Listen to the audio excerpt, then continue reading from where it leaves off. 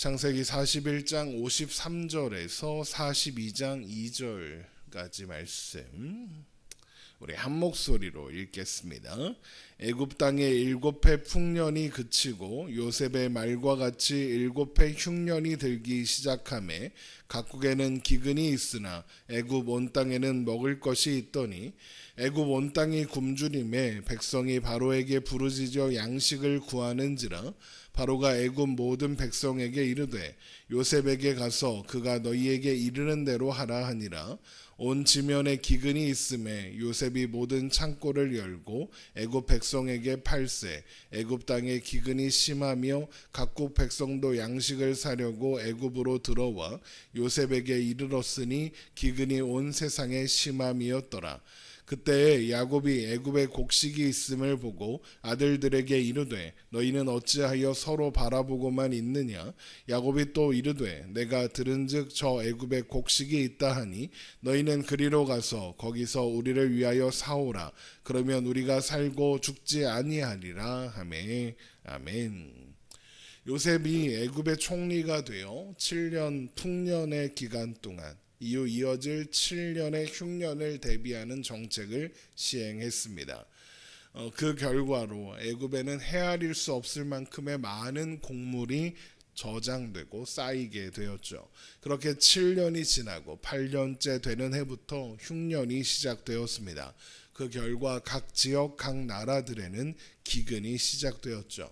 그러나 애굽 온 땅에는 요셉이 지난 7년 동안 저장해둔 곡물이 풍성하게 있었습니다. 창세기 41장 53절입니다. 애굽 땅에 7해 풍년이 그치고 요셉의 말과 같이 7해 흉년이 들기 시작하매 각국에는 기근이 있으나 애굽 온 땅에는 먹을 것이 있더니. 지난 7년 동안 애굽만 풍년이었던 것이 아니었습니다. 그 주변 지역들도 모두 풍년이었을 겁니다. 하지만 7년이 지나면 큰 흉년으로 인해 기근이 오게 될 거다라고 예상할 수 있는 사람은 아무도 없었고, 그러니 내년에도 풍년이겠거니 하면서 넉넉하게 저장해둔 나라는 없었을 겁니다. 그리고 그것은 애굽 백성들도 마찬가지였습니다. 나라에서 정책적으로 곡물을 저장하는 정책을 펼쳤습니다. 당연히 그 이유도 백성들에게 전달이 되었을 겁니다.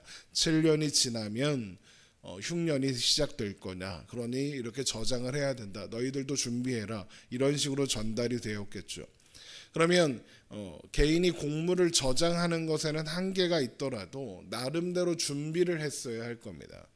그런데 아무도 준비를 하지 않았습니다. 바로와 그의 신하들은 요셉을 신뢰했지만 백성들은 흉년이 온다는 요셉의 말을 믿지 않았던 겁니다. 그도 그럴 것이 어느 날 갑자기 애굽 사람들의 입장에서 이방인인 사람이, 그것도 노예였던 사람이 총리라고 세워졌으니까 어떻게 그걸 간단하게 그를 신뢰하고 따를 수 있었겠습니까? 게다가 지금 7년이면 짧은 세월이 아니거든요. 매년 풍년이 계속되는데 이제 내년부터 흉년이야, 그럼 누가 믿겠습니까? 그러니까 아무도 믿을 수 없었던 겁니다. 그러니까 바로의 권한을 행사하니까 그 하라는 일은 하긴 하지만 요셉을 신뢰하고 그 말대로 대비를 하거나 하지는 않았다는 거죠. 그러니 흉년이 시작되었을 때 애굽 백성들도 굶주리는 겁니다. 그래서 나라에서 많은 곡물을 저장했다는 건 알고 있죠. 그러니까 바로에게 와서 부르짖는 겁니다. 그러자 바로가 어떻게 합니까? 나한테 그러지 말고 요셉한테 가서 말하라, 이렇게 이야기합니다. 창세기 41장 55절입니다. 애굽 온 땅이 굶주림에 백성이 바로에게 부르짖어 양식을 구하는지라 바로가 애굽 모든 백성에게 이르되 요셉에게 가서 그가 너희에게 이르는 대로 하라 하니라. 바로도 백성들이 요셉을 신뢰하지 않는다는 것을 몰랐을 리 없습니다. 요셉을 총리로 세울 만큼 감각 있는 정치가 왕이었다면 당연히 알았겠죠. 그리고 그렇다는 건 요셉을 총리로 세운 바로의 능력이 의심받았다는 이야기이기도 할 겁니다. 그러니까 지난 7년 동안 바로는 그걸 참은 겁니다. 그런데 요셉의 말대로 7년이 지나자 흉년이 시작됐고 이듬해부터는 기근이 시작된 겁니다. 그래서 바로는 자신을 찾아와 호소하는 백성들에게 요셉에게 가서 그가 시키는 대로 하라라고 하는 거고, 그가 다 알아서 할 거다라고 하는 겁니다. 요셉의 권위를 세워주는 효과도 있지만 동시에 뭐도 있겠습니까? 자신의 권위가 높아지는 겁니다. 내가 요셉이란 사람을 알아보고 총리로 세워서 너희가 지금 양식이 떨어졌을 때 나한테 구할 수 있게 된 건다. 이걸 하고 싶은 겁니다. 어쨌든 요셉은 바로의 명령을 듣고 온 백성들에게 창고를 열어 애굽 백성들에게 곡물을 판매하기 시작했고, 그 곡식을 판매한다는 소식을 들은 주변 각국의 백성들도 애굽으로 몰려와서 식량을 사기 시작했습니다. 창세기 41장 56절입니다. 온 지면에 기근이 있음에 요셉이 모든 창고를 열고 애굽 백성에게 팔세, 애굽 땅에 기근이 심하며 각국 백성도 양식을 사려고 애굽으로 들어와 요셉에게 이르렀으니 기근이 온 세상에 심함이었더라. 그 결과 어떻게 되었겠습니까? 지금 무역이 활성화되는 겁니다. 자연스럽게 애굽은 더 부유해졌겠죠. 그 결과 요셉의 위상은 점점 더 높아졌을 겁니다. 그런데 이런 기근은 가나안에 살고 있었던 야곱에게도 미쳤습니다. 그래서 아들들에게 애굽으로 가서 곡식을 구해오라고 야곱이 재촉합니다. 창세기 42장 1절입니다. 그때 야곱이 애굽에 곡식이 있음을 보고 아들들에게 이르되 너희는 어찌하여 서로 바라보고만 있느냐? 야곱이 또 이르되 내가 들은즉 저 애굽에 곡식이 있다 하니 너희는 그리로 가서 거기서 우리를 위하여 사오라. 그러면 우리가 살고 죽지 아니하리라 하매. 그런데 이 부분이 참 흥미롭습니다. 뭐가 흥미롭느냐? 가나안에 기근이 왔다는 겁니다. 가나안이 어떤 땅입니까? 신명기 11장 10절에서 15절의 말씀을 보면 가나안은 하나님이 함께 하시는 땅입니다. 하나님이 돌보시는 땅이고 하나님이 이른 비 늦은 비를 적당한 때에 적당하게 내려주시는 땅입니다. 그렇다는 것은 그곳에 사는 하나님의 백성들이 하나님을 사랑하고 의지하고 살아가면 기근을 만날 일이 없다는 겁니다. 그런데 그 땅에 기근이 왔습니다. 그러면 그 기근에는 이유가 있는 겁니다. 무슨 이유겠습니까? 그건 이전에 있었던 똑같은 일에서 그 힌트를 찾을 수 있을 겁니다. 언제 똑같은 일이 있었습니까? 과거 아브라함의 때에. 아브라함이 가나안에 들어오고 얼마 지나지 않았을 때였습니다. 그리고 그때 아브라함은 애굽으로 향하게 되었죠. 창세기 12장 10절 제가 읽어드리겠습니다. 그 땅에 기근이 들었으므로 아브라함이 애굽에 거류하려고 그리로 내려갔으니 이는 그 땅에 기근이 심하였습니다. 그때의 아브라함에게는 제대로 된 믿음이 없었습니다. 그런데도 하나님은 가나안의 기근을 허락하셨고 아브라함이 애굽으로 가는 것도 막지 않으셨습니다. 왜 그러셨을까요? 다 이유가 있었습니다. 무슨 이유였는지 기억하십니까? 아브라함에게 하나님이 어떤 분이신가를 보여주고 가르치기 위해서였습니다. 그래서 아브라함은 애굽에서 하나님이 얼마나 위대하고 전능하신 분인가를 철저하게 배우고 돌아올 수 있었죠. 자, 그리고 이제 야곱의 시대에 다시 가나안의 기근이 찾아왔습니다. 그리고 애굽에만 곡식이 있다는 소문이 들려왔습니다. 그래서 야곱이 그의 아들들에게 애굽으로 가서 곡식을 구해오라고 합니다.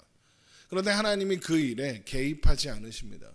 야곱의 아들들이 애굽으로 가는 것을 막지 않으시고 훗날 야곱이 애굽으로 가는 것도 막지 않으십니다. 약속의 땅은 가나안입니다. 그런데도 하나님은 막지 않으시는 겁니다. 그러면 왜 그러시겠습니까? 아브라함의 경우와 같은 거죠.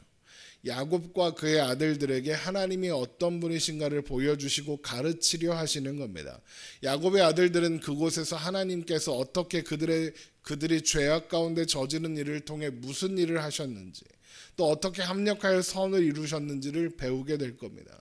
또한 야곱은 그의 굴곡 많은 인생 가운데 함께 하시고 역사하신 하나님을 다시금 확인하게 될 겁니다. 어떤 사람들은 이 기근에서 야곱과 그의 가족들을 구원하시려고 요셉을 앞서 보내셨다라고 이야기합니다. 물론 요셉도 그렇게 고백하기는 합니다. 훗날. 그러나 단순히 기근에서 구하는 것이 하나님의 목적이었다면 굳이 애굽으로 가게 하실 필요가 없습니다. 하나님은 까마귀가 식량을 물어다가 주게 할 수도 있는 분이고 그릇 기름과 가루를 끊이지 않게 하실 수도 있는 분이시고, 물고기 2마리와 보리떡 5개로 5,000명을 먹이고도 남게 하실 수 있는 분이십니다. 애굽으로 가야 할 이유가 전혀 없다는 겁니다. 그러나 하나님은 야곱과 그의 가족들을 애굽으로 데리고 가셨습니다. 그리고 그곳에 요셉을 미리 보내놓으셨습니다. 왜 그랬습니까? 그렇게 야곱과 그의 아들들 그리고 요셉에게 하나님의 능력과 섭리하심, 전능하심 그리고 함께하심을 가르치려 하셨던 겁니다. 그래서 또한 아브라함에게 그런 약속을 미리 주셨습니다. 말씀 한번 찾아보죠. 창세기 15장입니다. 창세기 15장 13절 말씀입니다. 창세기 15장 13절.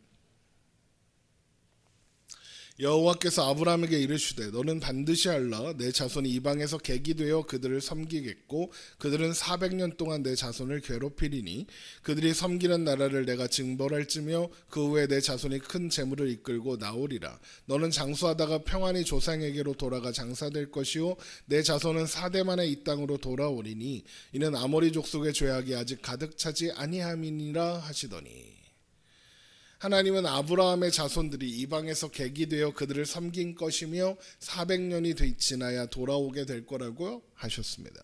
그리고 그 시작이 야곱과 그의 아들들이 애굽으로 이주하는 것으로 시작되는 겁니다. 그러니까 하나님께서 야곱과 그의 가족들을 애굽으로 데리고 가시는 것은 이 약속의 성취라는 겁니다. 그러면 하나님께서 아브라함에게 이 약속을 미리 주신 이유가 뭐겠습니까? 야곱도 이 약속을 전해 듣지 않았겠습니까?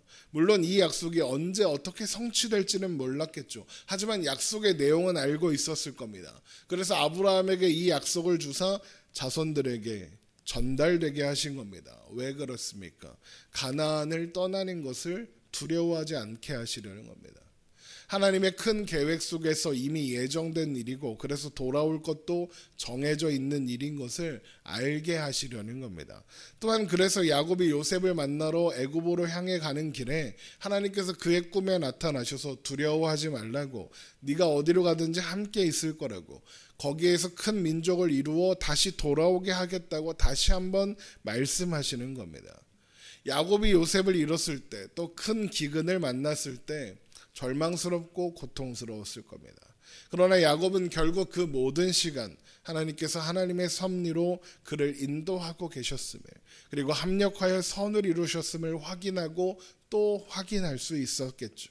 이것이 가나안의 기근이 찾아온 이유고 요셉을 앞서 애굽으로 보내신 이유인 겁니다. 하나님께서 그분의 사람들을 위해 전 지구적인 사건을 이용하사 가르치시고 인도하셨다는 겁니다. 다 알 수 없습니다. 그래서 때로 막막하기도 합니다. 그러나 우리의 오늘은 언제나 모든 것이 합력하여 선을 이루게 하시는 하나님의 섭리 안에 있는 시간인 것을 여러분 기억하시기 바랍니다. 하나님은 우리를 위해 전 지구도 동원하실 수 있는 분이십니다. 이 사실을 기억하며 오늘도 용기를 내보는, 그렇게 오늘도 살아내보는 우리가 되기를 주님의 이름으로 축원합니다. 기도하겠습니다.